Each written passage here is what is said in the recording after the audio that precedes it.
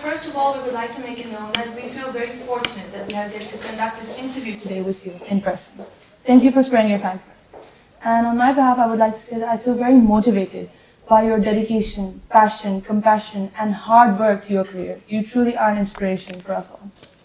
Thank you. Now, we're eager to delve into a few key areas to gain insight on your perspectives and your visions on the schools of Bahria. So, let's get started with your academic journey. What was your academic journey like? Very, very tough and very, I would say, rewarding also. I belong to a small village between Abbottabad and Haveliya, Kokal. That name is after a Rani, Sikh Rani. They all occupied that area, Sikhs, in 45, 46, something like that. And the Raja went to conquer our area, and then his wife died there. Her name was Kokal, so that name of village is Kokal. Were there any significant experiences that were memorable, that had an impact on your life? Yes, there. One is that my mother died when I was only about 6 years old, I think class 1, and she died of TB. There was no cure of that disease in the world. Qaid-e-Azam also died. It was very fatal disease.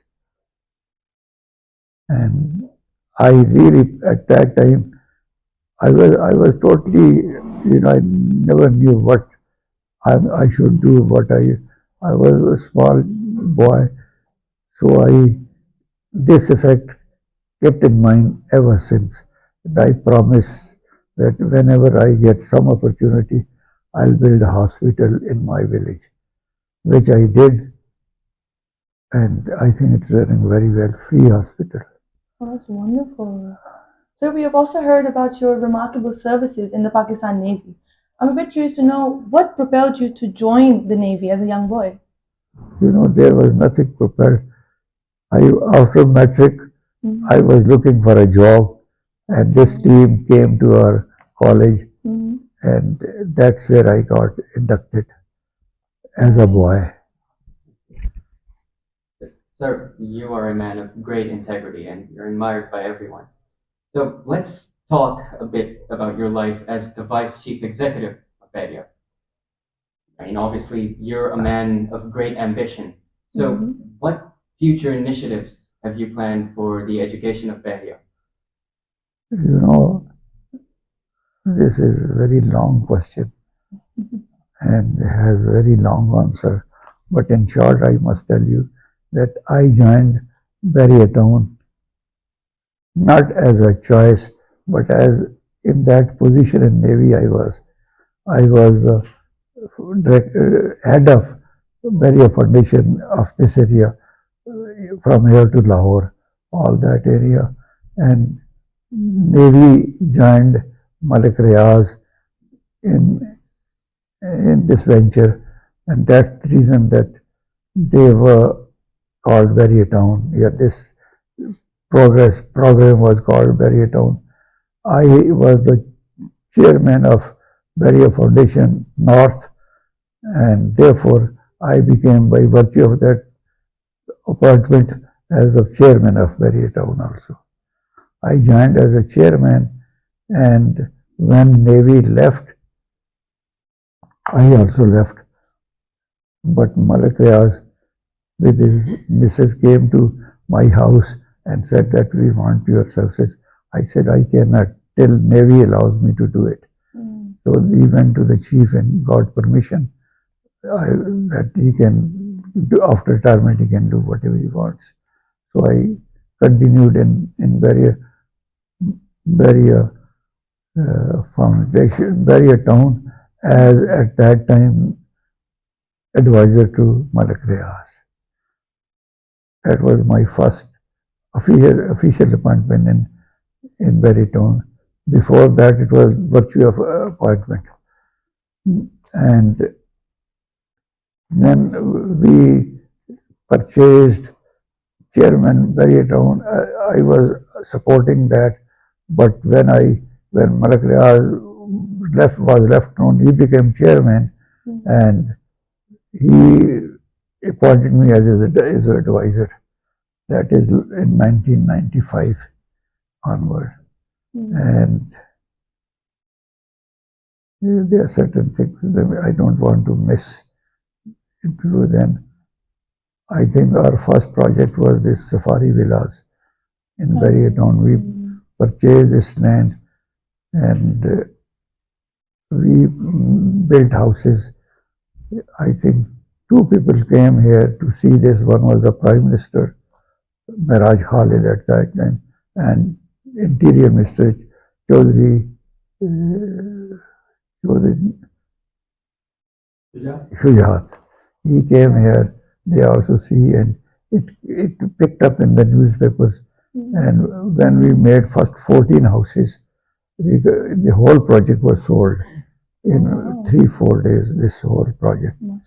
And because of the quality of work that we did. Actually, Barrytown is known for quality of work. And that's we were impressing. Quality of work in all fields, in construction, in facilities, in schooling, in hospital. So, since I was interested in schooling, that was my ambition to be really a teacher. That was what my ambition as young boy was. But I couldn't get that. But here, there was opportunity for me, and I welcomed it. And I set first school in Safari Villa 1. That is the first school. It was, I think, 1998 or something. We established it. And it was such a school because of its faculty and location.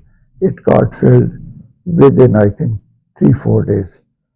In fact, people wanted more seats, but we couldn't. At that time, there was only one building, that old building, single or double story, I think that was the one. And we started from class playgroup, KG, and up to metric.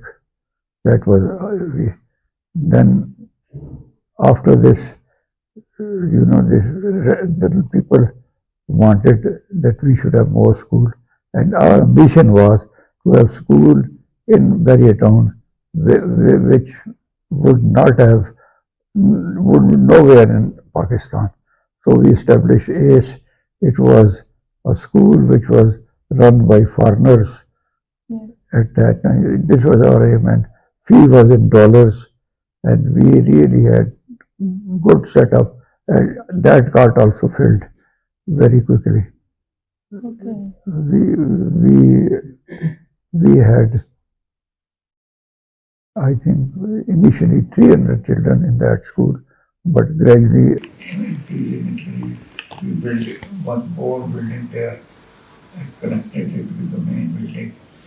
And at this stage, at that time was 300, now we have over 900 children in this. That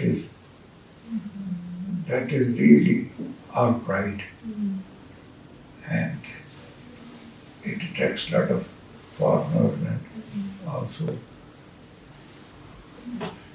because if we leave somebody, they would really get after us to hire them, but we didn't do. Our standards were very fixed and proper. Then after that, we have ACE Junior, then BTI, very international academy in Safari 2. And then at the end we had this phase A school, where you belong, if you come. That school actually this year one building, and So Dr. Ibn came and opened it personally. He came there and really he would love wherever he was here, he would go to his school, they could on here and there, because that was we were getting his name. And gradually that school also started improving in strength and teaching. Captain Kazam was the first principal, and he stayed there till Retd Hanif came and took over. And I think that was a great change for us because many things improved in teaching, improved in facility, improved in extracurricular activity, and improved in parent-teacher relationship, because that's very important. The parents should and must know how their children, which school they are in, and how they are studying. This is every parent wants to know that. And I'm sure your parents must be very happy to see you in this school. And this is all about school you asked, huh? That was your basic question. Yes, sir. Maybe about the future plans that you have. Future plan. I would love to have a cadet college very soon. We have some space, but since Barrytown at this place, this time is not in good books of judiciary, we have a lot of problems of created by, not by Barrytown, but somebody else. And we are suffering that. Hopefully, when we get over it, because verbal approval I have, but with approval you need a lot of money to build cadet college, because you have to have hostels, you have to have good building, then you have to have sports facility, because cadet college needs certain basic requirement of space, education and teacher. I feel that if I live, because I am a sick man, an old man, then I will, inshallah, one day persuade the chairman to let's go ahead and open this. We have space.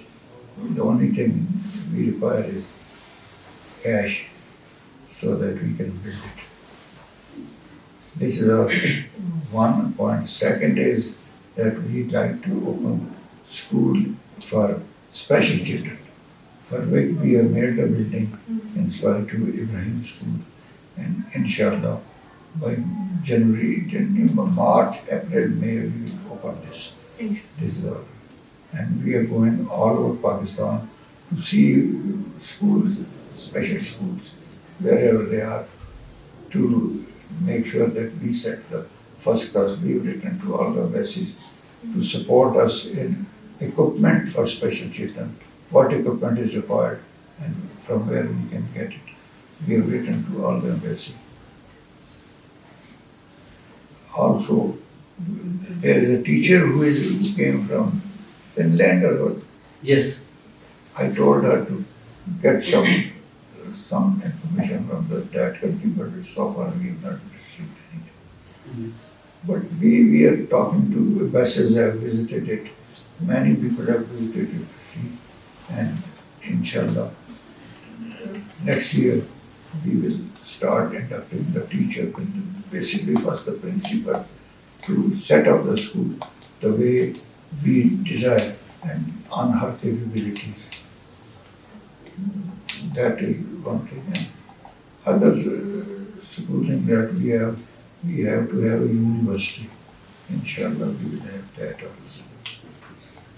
We had made one university, but unfortunately the Barrytown was so much pressed that we had to sell that land. And there they opened medical college in that Garden City, in Gaur City, Murray. Because education has no end. It keeps depending. It has many lectures. You have to have medical college for doctors. That we are also trying to have. Then paramedical teaching schools. That also is our priority, and we have given task to some qualified doctors to go ahead and do study and tell us what are the requirements of that. Because basically paramedical staff, they are short, because mostly good people, good nurses, good staff goes abroad. And we have problems. So if we give them good facility, I am sure they will. But that our area of interest is all education, all types of education. So I hope that one day when you grow up, you will be our, I'm sure you will join us and will improve this system. Inshallah, sir. And sir, I'm sure you're familiar with the inauguration of our official school YouTube channel, to which the credit goes to our principal, sir. His exceptional leadership and visionary skills have led to this milestone in our school's history. So my question is, do you believe that technological advancement education plays a fundamental role in the learning of students? Yes, there is no question. There is no question, yes, that's true. So how can we incorporate more technology in our education system? You know, we have to follow system, we follow, good schooling system wherever in the world. And we would like to introduce that here after diligence and study. You can't just say that we need this, You have to see where, what facilities are required, how teachers are required. So you calculate these things, and then you go for that. Yes. So, given your deep understanding of education and its transformative power, I believe that I and Anamta both believe that your perspectives could offer invaluable guidance to us students and staff members. So, I would like to ask, what message would you like to give to us based on your own educational journey and experiences? One, there is no shortcut to hard work. You must do hard work. You must study. You must do. The more you work, the better you will become. And respect parents, children, friends, make them good friends, and your teacher. That your lifestyle really would tell you and your family that what sort of journey you should have. Yes, And your capabilities. sir. My message is keep working, work hard, because whatever our Qaid said, we must follow that. It's a wonderful message. So, true words of wisdom, honestly. And it's a lovely message for us all, but I'm afraid we're going to have to wrap this up now. So, thank you for all of your perspectives. Nice to, I'm sure you were doing good in debating because